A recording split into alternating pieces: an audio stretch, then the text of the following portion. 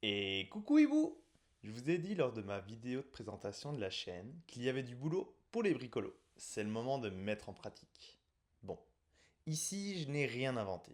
On trouve ce genre de porte-cible chez plusieurs pratiquants de tir. Je l'ai simplement un petit peu customisé à ma sauce. Je voulais avoir la possibilité de régler la hauteur, mais également les distances. Le gabarit utilisé est celui d'une cible IPSC standard. J'avais une vieille tôle qui traînait, c'était l'occasion de la réutiliser, mais honnêtement, un bout de carton ou une feuille de papier, ça passe tout aussi bien.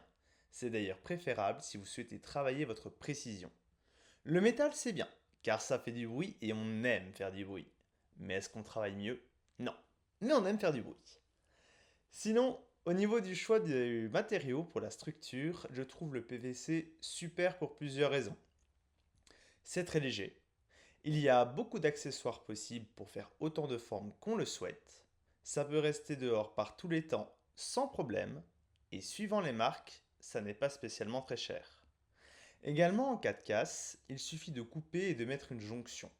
À savoir que dans la pratique de l'airsoft, il y a peu de chances que ça arrive si vous n'êtes pas trop radin sur l'épaisseur du plastique. De plus, vous n'aurez pas besoin de 46 000 outils. Une disqueuse ou une scie à métaux, et une foreuse avec une mèche à bois pour les bâtons et une mèche sapin pour le plastique. Attention, je déconseille l'utilisation d'une mèche métal ou bois classique pour les structures en PVC vu le diamètre du trou à faire pour le manche de brosse. Il y a de forts risques de casse.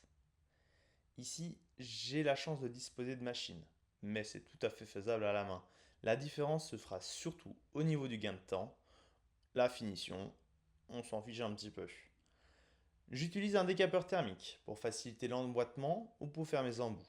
C'est moins rapide qu'au chalumeau, mais ça permet un meilleur contrôle de la température et moins de risque de brûler le plastique.